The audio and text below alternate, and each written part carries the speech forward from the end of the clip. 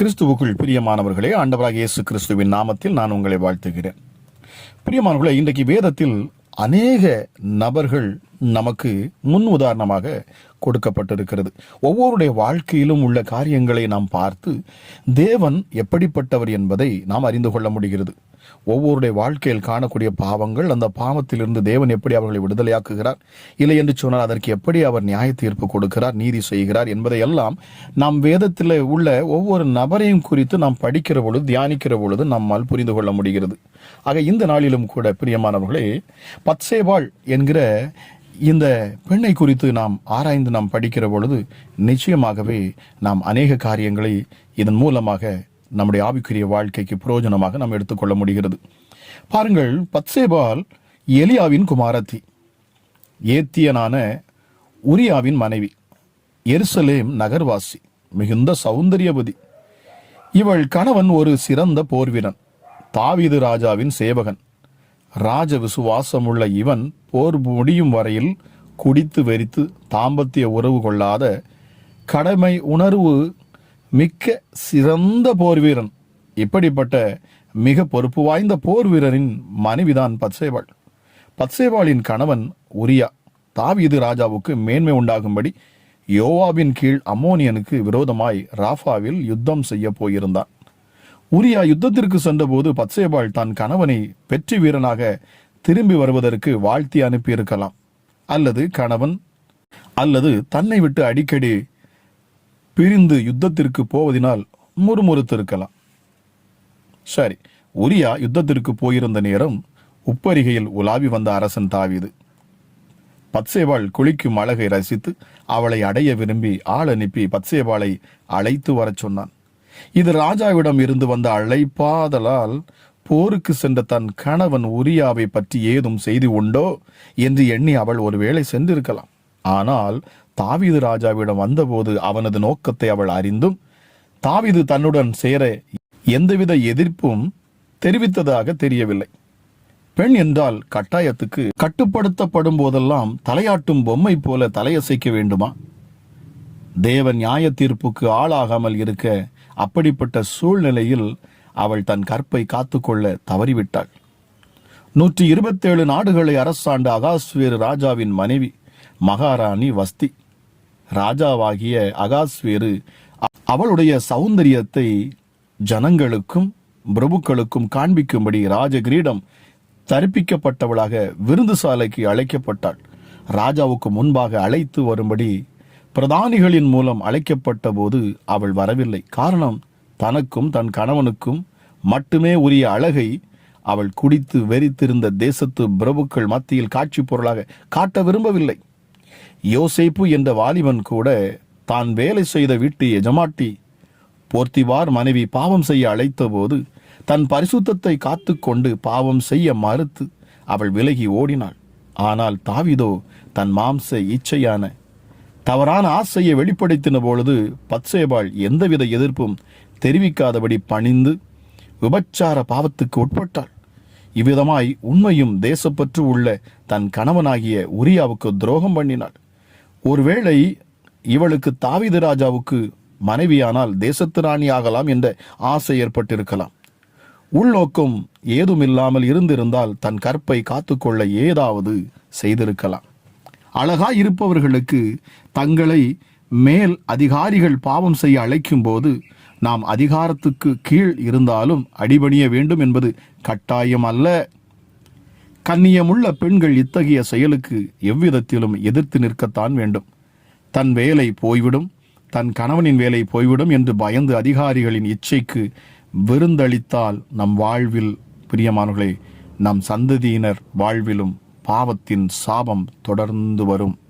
தாவீது ஆள் அனுப்பி பத்சேபாளை தன் மாளிகைக்கு கொண்டு வந்து ஒளிப்பீடத்தில் தனது இச்சையை நிறைவேற்றி கொண்டான்.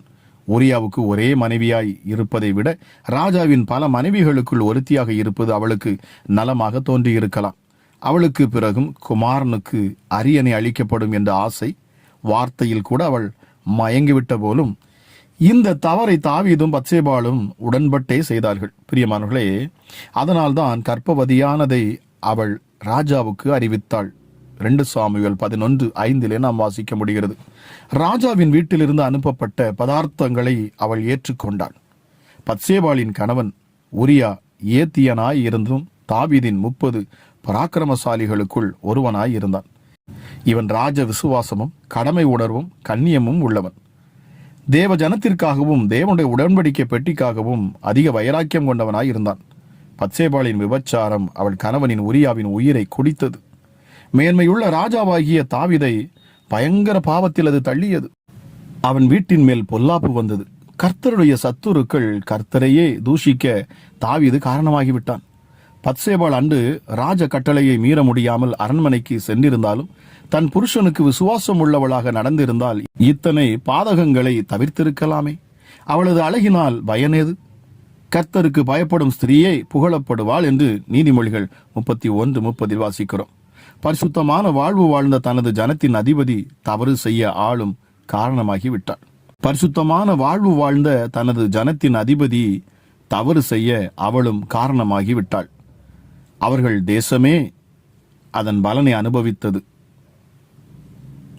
அவர்கள் ஒளிப்பீடத்தில் செய்த பாவம் அவர்களை தொடர்ந்து பிடித்தது. பத்சேபாள் தாவீதுடன் இணைந்து தன் கணவனாகிய உரியாவிற்கு விரோதமாக செய்த தவறான தாம்பத்திய உறவை இரக்கத்தில் ஐஸ்வர்யமான தேவன் கிருபையாய் மன்னித்து ஆண்டவராகிய இயேசு கிறிஸ்துவின் வம்ச வரலாற்றில் அவளுக்கு ஒரு இடம் கிடைக்க பண்ணினார். தேவனது எல்லையற்ற மன்னிக்கும் அன்பை நாம் விளங்கிக் கொள்ளவே இயலாது. ஆனாலும் செய்த பாவத்துக்குரிய பின்விளைவுகள் எவ்வளவு மேலானது என்பதை அவளது குடும்பத்தில் ஏற்பட்ட சில காரியங்கள் மூலம் நாம் அறிந்து கொள்ள வேண்டியது நல்லது. பிரியமானவர்களே, அவர்களது சொந்த குமாரன் சாலமோன் தேவன் அருளிய சகல ஞானமுடையவனாய் இருந்தும் தேவனுக்கு பிரியமில்லாத விக்கிரக ஆராதனை செய்த பல ஜாதி பெண்களை மணந்து தேவனை விட்டு விலகி சோரம் போனான்.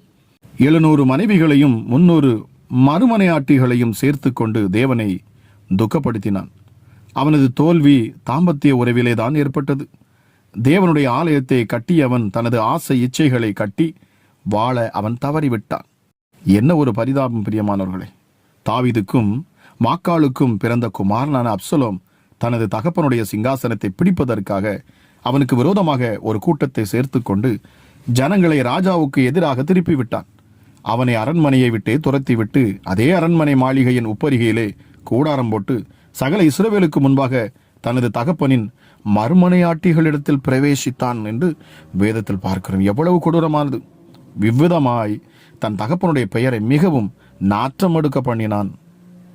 தாவீதின் முதிர் வயதில் அவனுக்கு பணிவிடை செய்த அபிஷாக்கை தாவீதிற்கும் ஆகீத்திற்கும் பிறந்த அதோனியா தனது மனைவியாக்க விரும்பினான். அதுவே அவன் மரணத்துக்கும் காரணமானது. தாவீதிற்கும் அகினோவாமுக்கும் பிறந்த மகனான அம்மோன் தனது ஒன்றுவிட்ட சகோதரியாகிய தாமாரை காமவெறி கொண்டு தன் வீட்டிற்கு வரவழைத்து கற்பழித்தான். முறைப்படி திருமணம் செய்து கொள்ள மறுத்தான். அதுவே அவனது மரணத்திற்கும் காரணமாகியது. இவ்விதமாய் பத்சேபாளின் தவறான செயல் தாவீதின் குடும்பத்திற்குள் பல்வேறு சாபங்களை கொண்டு வந்தது. தங்கள் பிரச்சனைக்காக தேவனுடைய ஊழியர்களிடம் ஜெபிக்க ஆலோசனை கேட்க சென்ற அநேக சகோதரிகள் பத்சேபாளை போன்று அவர்களை இடர பண்ணியதுண்டு. ஆகவே சகோதரிகளே, விழிப்புடன் உங்களை பரிசுத்தமாய் காத்துக்கொள்ளுங்கள். ஊழியர்களின் வீட்டில் வேலை செய்யும் சகோதரிகளே, இப்படிப்பட்ட காரியங்களுக்கு விலகியிருங்கள். ஊழியர்கள் இடரல் அடைந்து வீழ்ச்சி அடைய இடங்கொடாதிருங்கள். நமது தேவன் பரிசுத்தர். பரிசுத்தமான குடும்ப உறவையே அவர் ஆசீர்வதிக்கிறார். ஒருவேளை நீங்கள் இதை போன்ற தவறான உறவின் மூலம் கெட்டுப் போயிருந்தால் இனி நான் என்ன செய்வது என்று யோசிக்கிறீர்களா? உங்களையும் ஏற்றுக்கொள்ளும் ஆண்டவர் இயேசு கிறிஸ்துவிடம் தயங்காமல் வாருங்கள். அவர் உங்களை ஏற்று மன்னித்தருளுவார். அன்பான சகோதரியே, நீங்கள் தேவனுக்கென்றே நியமிக்கப்பட்டவர்கள். இந்த உலகத்தில் நாம் உயிரோடு வாழும் நாட்களில் தவறி போகக்கூடிய சந்தர்ப்பங்கள் வரத்தான் செய்யும். ஆனால் நீங்கள் யாருக்கு சொந்தமானவர்கள் என ஒரு கணம் யோசித்து பாருங்கள். பரிசுத்தமான தேவனுக்கும் அவர் உங்களுக்கு அருளிய வாழ்க்கை துணையான கணவருக்கும் மட்டுமே சொந்தமானவர்கள்.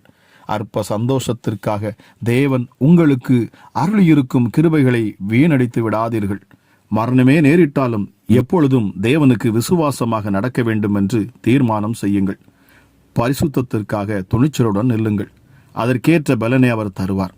ஒருவேளை நீங்கள் ஒருமுறை இச்சையில் விழுந்துவிட்டால் உடனே எழும்புங்கள். தொடர்ந்து அதிலேயே நிலைத்திராதிருங்கள். மனம் திரும்பி பரம தகப்பனிடம் மாறுங்கள். அன்புள்ள தேவன் கிறிஸ்துவின் நிமித்தம் உங்களை ஏற்றுக்கொண்டு உங்களுக்கு புது வாழ்வு தருவார். கேட்கிற உங்களை கர்த்தர் தாமே ஆசீர்வதிப்பாராக.